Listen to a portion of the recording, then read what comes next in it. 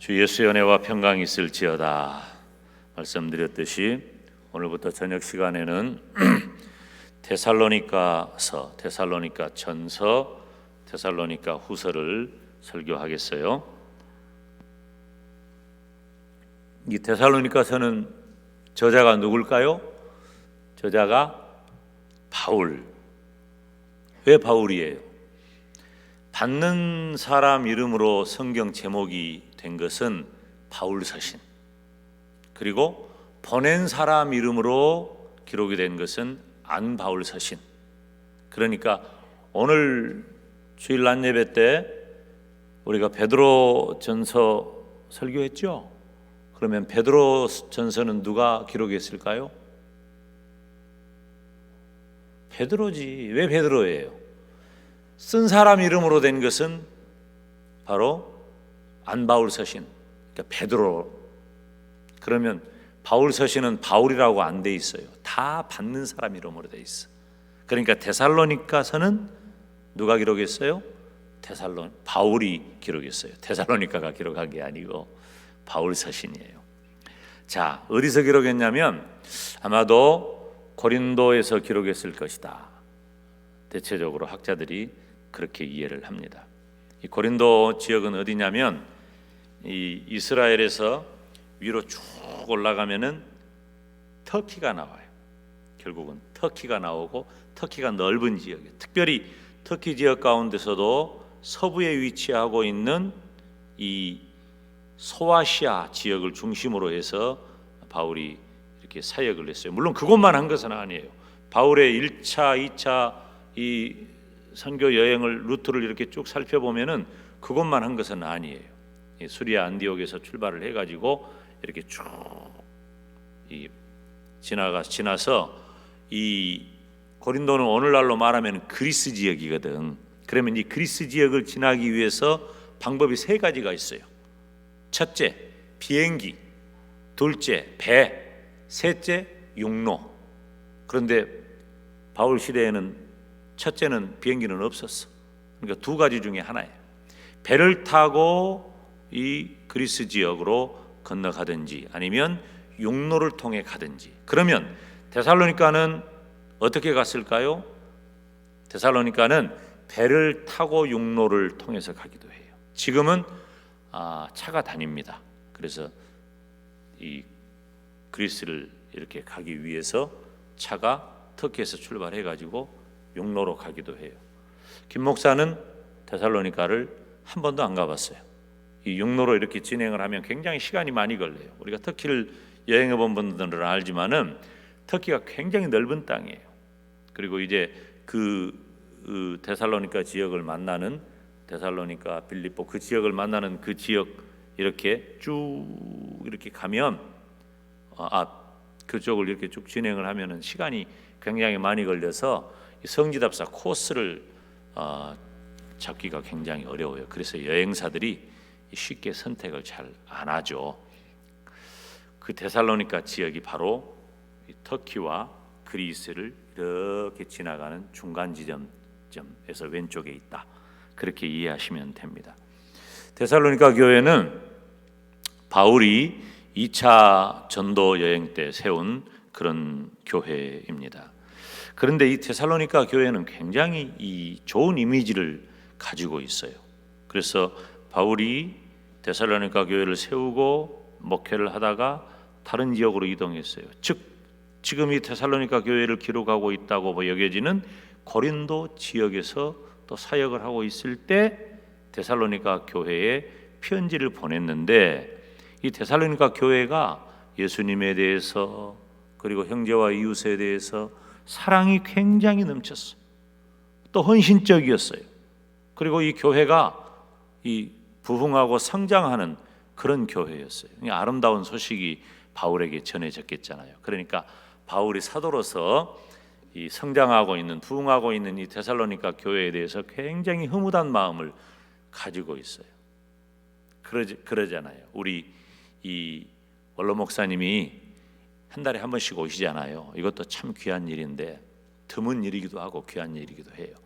근데 원로 목사님이 한 달에 한 번씩 이렇게 오시는데 그 뜻이 뭐냐면 내가 심우했던 그 교회가 은혜롭게 부흥하고 성장하고 또 성도들이 어떻게 잘 지내는지를 보고 싶다 하는 그런 마음이 담겨 있다 그 말이에요. 그런 것처럼 바울도 자신이 설립하고 개척하고 또 섬겼던 그 데살로니가 교회가 늘 궁금해. 어디든지 다 그러죠. 우리가 갈라디아서 생각할 때도 그랬잖아요.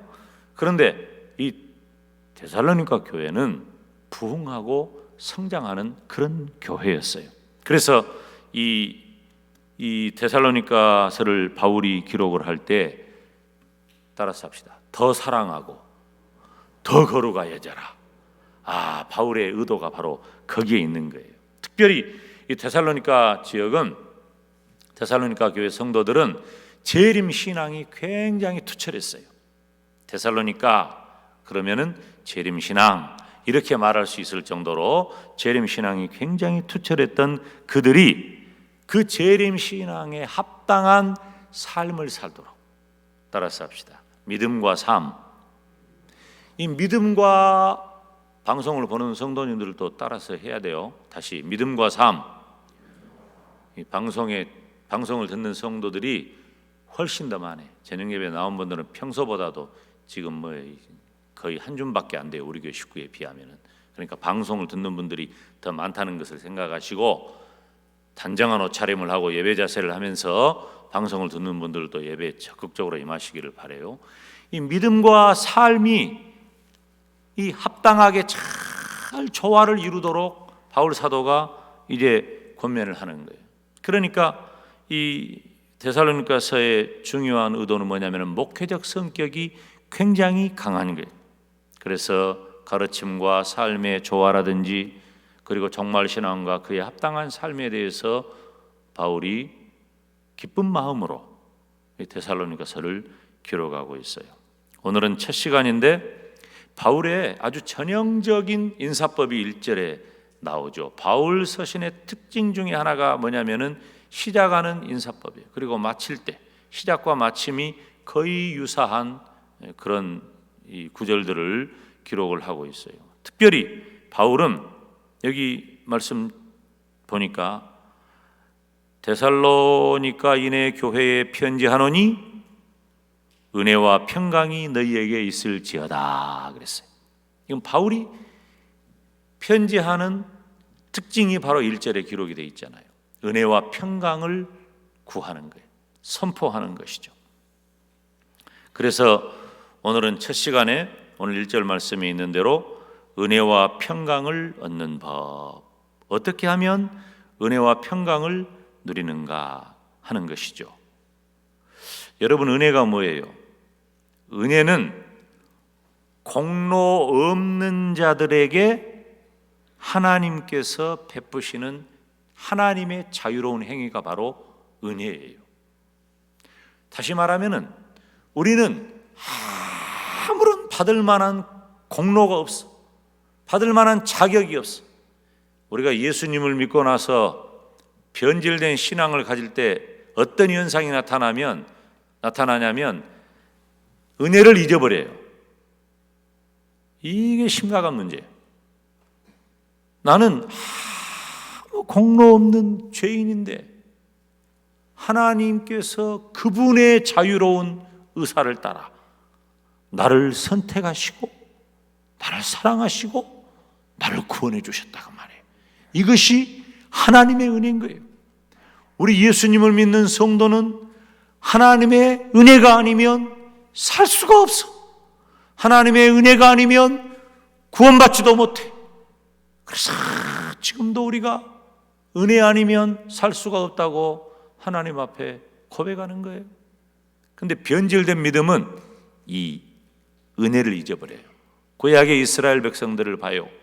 하나님이 선택하시고 구원하셔 출애굽시키셔서 구원해 주시고 그의 백성들을 이스라엘 백성들을 40여 년 동안 얼마나 인도했어. 그때뿐이에요. 출애굽한 이후에 하나님의 택함 받은 이스라엘 백성들을 하나님께서 눈동자처럼 지켜주시고 수많은 대적들 가운데서도 보호해 주시고 인도해 주셨는데 하나님이 주신 은혜를 다 까먹어. 그때마다 뭐 해요? 은혜를 잊어버리면 따라오는 게 뭐냐면은 죄예요. 얼마나 이게 놀라운 관계입니까? 하나님께서 은혜로 우리를 죄 가운데에서, 공로 없는 나를 죄 가운데서 건져주셨는데 그 은혜를 만끽하며 살아야 할 텐데 그 은혜를 잊어버리면 또 그 죄로 돌아가 버린 거예요. 여러분, 예수님 믿는다고 완벽하고 완전한 존재가 되는 것 아니에요. 우리가 예수님을 믿어도 여전히 우리가 이 세상에 살아가고 있잖아. 여전히 우리가, 물론 우리의 구원을 의심하거나 또 우리의 구원이 분명히 문제가 있거나 그것 아니에요. 우리의 구원은 완벽하고 완전한 구원이에요. 왜? 예수 그리스도의 십자가의 보혈보다도 더 완벽하고 완전한 것은 없기 때문이에요. 그래서 우리가 구원받은 것은 분명하지만은 이 땅을 살아가면서 구원받은 성도다운 그 합당한 삶을 온전히 살아가고 있느냐 하는 것은 우리 자신이 돌아봐야 한다는 것입니다. 하나님께서는 마땅히 우리를 향하여 진노해야 하는데 하나님의 은혜가 진노 대신에 선함으로 우리를 대해 주셨단 말이에요. 이거 우리는 잘 안 됩니다. 잘 안 돼요. 제가 참 영적으로 위기인데 제가 이거 잘 된 사람이거든요. 어느 정도 제가 진짜 어느 정도 잘 된 사람. 근데 요즘은 잘 안 돼요. 내가 그래서 지금 좀 시간을 내서 따로 기도도 하고 하나님 앞에 무릎을 더 꿇고 하는 그런 게 나는 지금 필요하다고 봐. 영적으로 내가 나를 진단하는 거예요 지금. 근데 지금 이 난리가 나가지고 지금 그럴 시간이 없어. 그전에도 그럴 시간을 갖지를 못해. 쉽지가 않아요. 여러분, 저를 위해 기도해 주세요. 저뿐만 아니라 우리 모두는 다 이런 영적 위기 가운데 있어요. 은혜를 잊어버리면 그런 위기가 온다니까. 은혜를 잊어버리면. 평강은 뭐예요? 우리가 잘 알고 있는 대로 평강은 샬롬 하는 거예요. 히브리 인사법, 유대인들이 인사하는 거죠. 이것은 하나님이 평강의 하나님이라는 말이에요. 그런데 평강의 하나님께서 바로 인간관계 속에서도 그 평강이 이루어지기를 원하는 거예요. 하나님과의 관계에서도 샬롬 하기를 원하고 사람과 사람 사이에서도 샬롬 하기를 원하는 것이죠.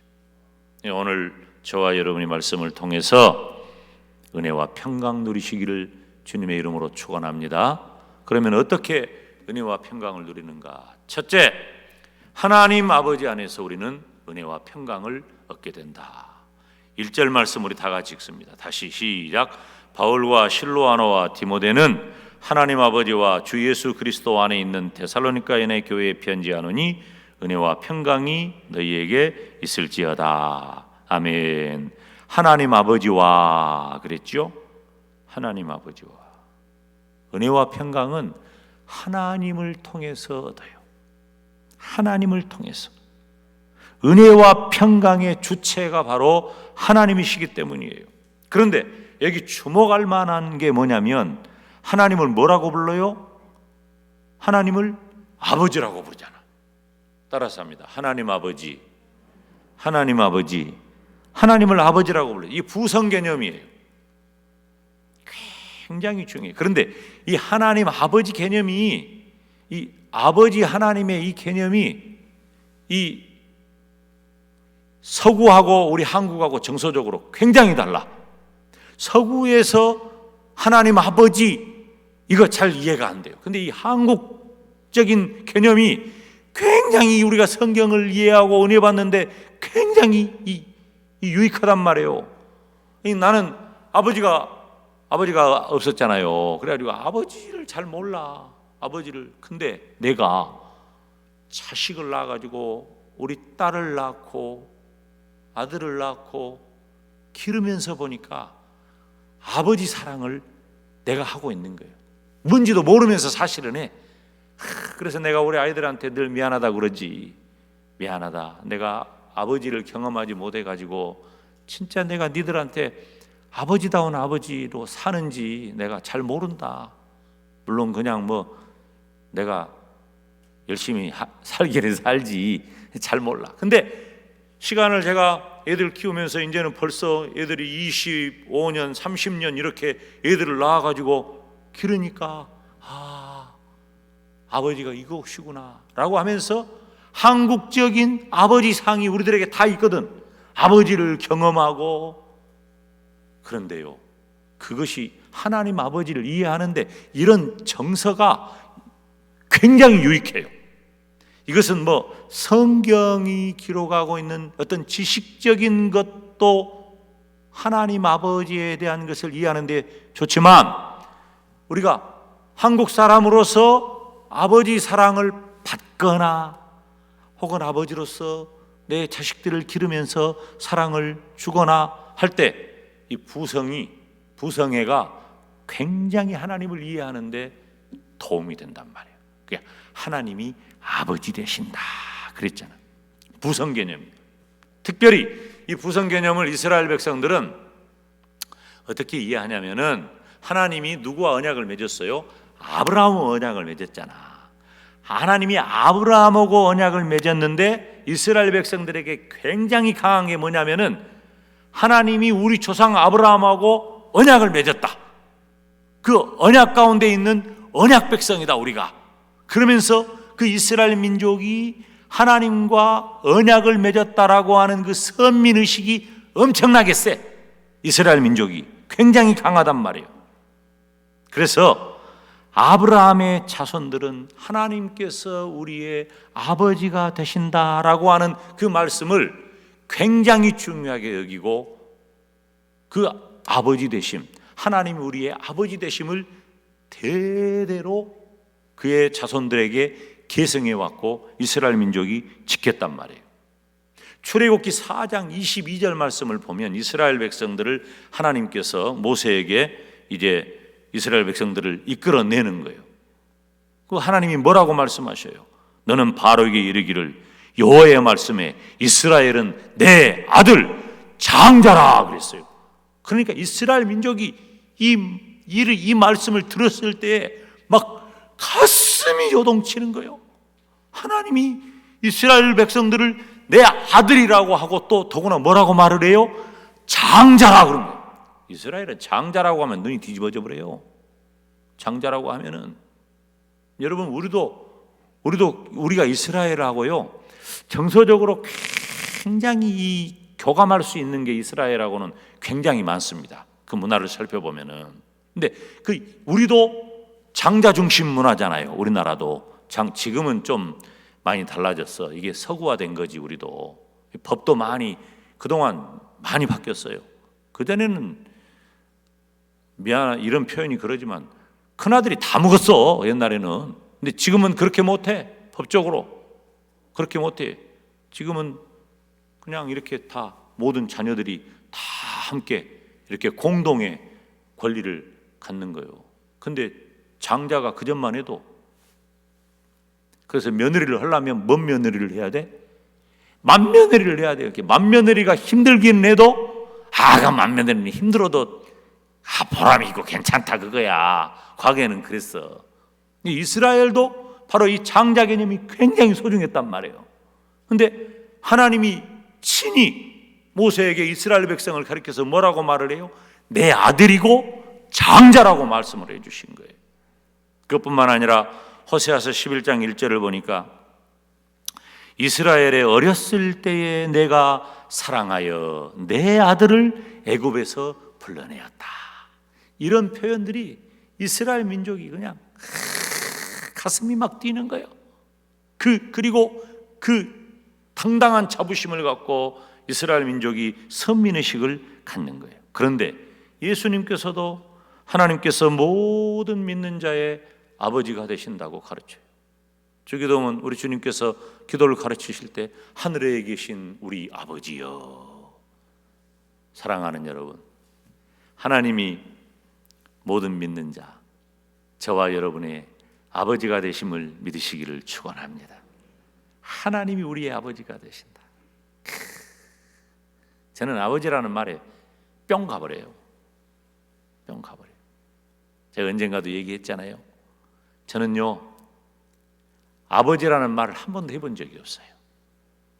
제 친구들 집에 가가지고 친구 아버지 보고도 이 남자애들은 아버지, 아버님 그런다니까요. 근데 나는 그것도 못했어. 아버지란 개념이 없으니까. 아버지란 개념이 없으니까 아버지란 단어를 쓰지도 못했어. 근데 이제 제가 예수님을 믿고 나니까 목사님이 설교를 하는데 하나님이 우리의 아버지가 되신다고 설교를 하시고 또 성경을 공부하고 기도를 할 때요, 그냥 하나님 안 불러도 돼. 그냥 캄캄한 그 예배당에 홀로 나가가지고 아버지 하면 끝나버리더라고. 아버지 하면 때로는 눈에 눈물도 나고 기도하다가 찬송도 하고 아버지, 아버지. 저는 이 아버지란 말이 얼마나 좋은지 몰라요. 여러분, 하나님이 우리의 아버지가 되신 줄로 믿습니다. 데살로니가 교회 성도들을 향해서, 데살로니가가 어디예요? 이스라엘 입장에서 보면 데살로니가가 이스라엘 입장에서 보면은 어디요? 이방 땅이지, 이방 땅. 그러니까 이방 족속들이에요. 그러니까 그때 당시만 바울 시대만 해도 갈라디아서를 우리가 공부할 때 충분히 말씀을 드렸던 것처럼 유대주의자들이 여전히 예수 그리스도의 복음을 위협했단 말이에요. 그 전통적인 유대주의자들이 계속해서 위협한 거예요. 복음과 율법이 계속해서 이 대적을 했던 것이죠. 그런데 그런 이방인인 데살로니가 교회 성도들을 향해서 너희들은 더 이상 영적으로는 이방인이 아니라 너희가 하나님의 자녀 되었다, 하나님의 아들 되었다 라고 하는 거죠. 뭐라고 표현해요? 하나님 아버지와 하나님이 너희들의 아버지가 되신다고 하는 것입니다. 사랑하는 여러분, 그러므로 은혜와 평강은 궁극적으로 하나님께로부터 온다는 사실을 기억하시고 하나님 앞에 은혜와 평강을 간절히 구하시기를 주님의 이름으로 축원합니다. 지금 사람들이요, 알 수 없는, 정체도 없는 공포와 불안 가운데 평안이 없어졌어요. 지금 이 시대 사람들이요, 웃는 사람이 별로 없어. 오늘 또 낮 예배 때 보니까, 저녁에도 보니까 몇 사람 안 왔지만 웃는 사람이 하나도 없네. 설교하는 나는 뭐 웃나? 나도 마찬가지. 하기야 여러분은 마스크를 써가지고 웃는지 어쩐지 내가 뭐 알 길도 없지만은 요즘 사람들이 웃음이 없어요. 만나는 사람들은, 목사님들도요, 전화를 하고 만나잖아요. 맨 걱정만 해요. 어저께 어쨌는가? 이제 내일 또 목사님들하고 통화하거나 만나면 틀림없이 그 말할 거예요. 어저께 어쨌어? 어cep디요? 뭘 어째 뻔하제 다 물어보나 마나요. 지금 몇 주째요 이게. 교회도 그렇고 목사들도 그렇고 심지어 오늘은 또 조마조마한 것이 한국교회가 또 하나님, 한국교회가 이 또 세상의 지탄을 안 받아야 될 텐데 내일 아침에 해가 어떻게 뜰란가 모르겠어. 내가 이게 온 세상이 지금 이것 때문에 불안하고 조마조마하고, 지금 이 유럽은 정말 엉망진창이고, 유럽은, 그리고 지금 미주 지역, 미국, 캐나다, 여기는요 완전히 바람만 불어, 바람만. 사람들이 안 보여. 바람만 불어요.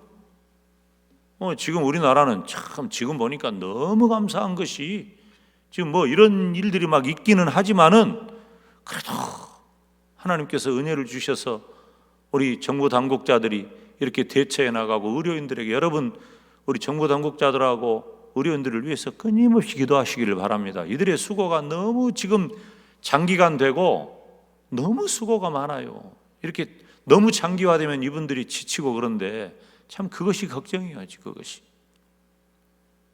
우리 김영하 장로님도 오셨지만은 그냥 이 먼 우리나라 뭐 마스크가 이렇게 언제부터 마스크가 이렇게 중요해가지고 아이고 참. 이 마스크 업무가 이게 많아져가지고 요즘은 또 조금 안정이 됐는지 모르겠지만 난리가 났어요. 진짜 문제는 또 뭐냐면은 아프리카가 문제라는 거예요. 이 모든 것이 낙후되고 모든 것이 다 안 갖춰져 있는 아프리카에 이제 뭐가 또 하나 문제가 생겨버리면, 그리고 뭐뭐한 나라는요 내가 볼 때 말 안 하고 있어. 통계도 말 안 하고, 아이고 내가 볼 땐 그런데 이건 또 근거가 없는 말이니까 또 말하면 이거 유튜브로 나가니까 조심해야 돼. 내가 설교를 또. 여러분, 그렇지만 이러한 때에 하나님이 우리 아버지가 되셔서, 아버지는 자기 새끼를 위해서는 그냥 다 던지는 거야. 뭐든지. 우리 아버지들 봐요. 그 전에 우리들이 가시고기라고 하는 그 책 읽어보셨죠? 가시고기는 다 자식들을 위해서 다 뜯어 먹히고 끝나는 거예요. 아버지는 바로 그런 거예요. 하나님이 자신의 모든 사랑을 아낌없이 저와 여러분에게 지금도 다 쏟으시는 줄로 믿습니다. 불안하지 마시고 하나님께서, 하나님 아버지 안에서 저와 여러분이 은혜와 평강 누리시기를 주님의 이름으로 축원합니다. 두 번째, 예수 그리스도 안에서 우리는 은혜와 평강을 얻는 거예요. 1절에 보면은 하나님 아버지와 주 예수 그리스도 안에 있는, 그랬죠. 주 예수 그리스도 안에 있는 은혜와 평강이 너희에게 있을지어다. 은혜와 평강은 하나님 아버지 안에서 얻을 뿐만 아니라 예수 그리스도 안에서 얻는 줄로 믿습니다. 이 평강은 샬롬이라 그랬죠. 유대인들의 이 일상적인 인사말이에요. 그런데 예수님께서 이 땅에 오신 이후로 이 샬롬이라고 하는 이 평강이라고 하는 단어가 굉장히 깊어졌어요. 그 의미가. 예수님이 오신 다음에 하나님과 인간 사이의 불화가 화합의 관계로 해결된 줄로 믿습니다. 그전에는요 어땠어요? 하나님과 우리 인간의 관계는 원수였어요. 하나님과 원수되었다는 게 얼마나 큰 저주인 줄 알아요? 우리는 다 죽은 자여, 다 사망에 처한 자였어. 그런데 예수님께서 이 땅에 오신 다음에 그 원수되었던 그 하나님과 우리와의 관계가 화합이 된 줄로 믿습니다. 놀라운 일이, 어마어마한 일이. 하나님께서, 예수 그리스도께서 이 땅에 오심으로 예수 그리스도 안에서 우리와 화합한 자가 되었다는 거예요. 우리가 하나님 앞에 나아갈 때 우리가 하나님과 원수된 죄로 가득하게 하나님 앞에 나아가는데 예수님께서 하나님과 나 사이에 서서 하나님이여, 오 아버지여, 내 머리에 쓴 가시관을 보시옵소서. 내 양팔에 못자국을 보시옵소서. 내 팔에 못자국을 보시옵소서. 내 허리에 창자국을 보시옵소서. 내가 아낌없이 다 흘리고 쏟아부은 나의 이 피를 보시옵소서. 그리고 그 주님께서 그렇게 우리를 중보하실 때에 하나님께서 죄인된 나와 화목하게 되신 줄로 믿습니다. 이제는 원수가 아니요. 그러니까 그래서 우리가 하나님 앞에 나아갈 때도 아버지 하고 나아가게 되는 거예요. 누구 때문에? 예수 그리스도 때문에, 예수 그리스도의 보혈 때문에. 할렐루야. 우리 그 은혜가 있는 거예요. 그 은혜가. 이제는 예수 그리스도 안에서 절대적이고 궁극적인 내 마음의 평안이 주어진 줄로 믿습니다. 이 표현이 굉장히 중요해요. 절대적이고 궁극적인 평안이에요. 그 어떤 것도 훼손할 수 없는, 그 어떤 것도 방해할 수 없는 하나님과 우리와의 관계가 온전히 회복되었다는 것입니다. 예수 그리스도의 십자가는 모든 죄와 장벽을 해결하시고 다 허물어 버렸기 때문에 이제는 하나님과 우리 사이에 막힌 담이 없는 거예요. 완전히 쌍방통행, 자유로운 통행, 문제가 없는 통행, 막힘이 없는 통행이 하나님과 우리 사이에 온전히 이루어져서 하나님이 우리에게 은혜와 평강 가운데 거할 수 있도록 복 주신 줄로 믿습니다. 은혜와 평강은 하나님 아버지 안에서 얻을 뿐만 아니라 나를 위해 모든 것을 희생하신 예수 그리스도를 통해서 얻게 된 것을 기억하시기를 주님의 이름으로 축원합니다. 그래서 우리가 지식이 중요해. 여러분, 믿음은 무시하면 안 돼요. 무지하면 안 돼요. 이 영적인 지식은 필요한 거예요. 어떤 지식이요? 예수 그리스도를 믿음으로 내가 구원받고 예수 그리스도를 믿음으로 내가 참 자유를 얻었다고 하는 이 거룩하고 고상한 지식에 온전히 거하시기를 주님의 이름으로 축원합니다. 세 번째, 첫째는 하나님 아버지 안에서 은혜와 평강을 얻는다. 두 번째는 예수 그리스도 안에서 은혜와 평강을 얻는다. 세 번째는 바울의 편지를 통해 깨닫는 거예요. 1절에 바울과 실로아노와 디모데, 실로아노는 실라예요. 바울과 실로아노와 디모데, 이거 다 주의 종들이요, 목회자들이에요. 은혜와 평강이 너희에게 있을지어다. 즉 은혜와 평강은 주의 종의 말씀을 통해 얻게 된다는 거예요. 사랑하는 여러분, 제가 요즘 거의 비슷한 주제들로 설교하잖아요. 이 어려운 때 정체를 알 수 없는 정말로 이 뒷목이 서늘한, 내가 어디 가서 기침을 마음대로 못 한다니까. 목이 카르르 해도 우리 그 할머니 말대로 목이 카르르 하면 기침을 한번 해버려야 그냥 속이 시원하잖아. 그럼 목이 탁 뚫릴 텐데 속으로 기침하면 다 쳐다봐. 기침하면은 이 사람들이 그냥 막 불안해가지고. 근데 장로님, 올해 감기 환자가 많이 없다네. 하도 조심을 해버려가지고. 그래요? 감기 환자가 많이 없대야? 하도 조심을 해가지고. 아이, 또 그런 좋은 점은 있기는 해. 이 사람들이 말이에요, 이 알 수 없는 불안함이 그냥 아주 그냥 온 몸을 다 덮고 있는 거예요. 마음을 지배해버리는 거예요. 알 수 없어. 알 수 없어. 그런데 제가 주의 종으로서 말씀을 증거할 때 성도들에게 위로가 되고 새 힘이 되고, 아멘. 그래서 그 불안감을 떨쳐버리고 하나님 은혜를 주시고 평강을 허락하여 주시옵소서 기도하는 거예요. 바울은, 제가 뭐라 그랬어요? 바울이 데살로니가 교회 성도들을 사랑했다 그랬죠. 이 주의 종들의 한결같은 마음이, 바울이 데살로니가 교회 성도들을 사랑했기 때문에 은혜와 평강의 복을 마음껏 빌어주고 있는 거예요. 마음껏. 주의 종들은 성도들을 위해서 늘 말씀으로 은혜와 평강의 복을 빌고 있음을 믿으시기를 바랍니다. 그리고 주의 종이 여러분을 향해 말씀을 증거하고 구하여 빌고 있는 은혜와 평강이 그대로 이루어지기를 주님의 이름으로 축원합니다. 여러분, 성도들은요, 별일이 있어도 주의 종에 전하는 말씀에 귀를 기울여야 돼요. 왜? 성도를 사랑하고 성도를 축복하고 성도가 하나님의 은혜 받고 살기 위해서 자기 교회 담임 목사보다 더 큰 사람은 없어요. 나는 확신해요. 왜? 내가 목회자니까 알지. 목회자니까 난 내 간이라도 내줄 수 있어. 그런 마음으로 하는 거예요. 그런 마음으로. 저와 여러분이 주의 종이 전하는 말씀에 순종함으로 은혜와 평강의 복 그대로 받으시기를 주님의 이름으로 축원합니다. 여러분, 지금 우리가 사는 이 시대에 은혜도 잊어버리고 평강도 없는 시대예요.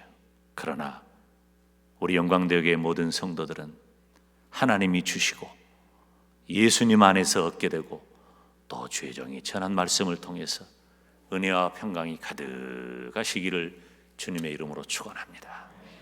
기도하겠습니다. 하나님 아버지, 감사합니다. 우리 모두가 다 하나님께서 주시고 예수님 안에서 얻게 되는, 그리고 주의종을 통해 주의종이 전하는 말씀과 기도를 통해 얻고 누리는 은혜와 평강이 넘치게 하여 주옵소서. 예수님의 이름으로 기도하옵나이다. 아멘.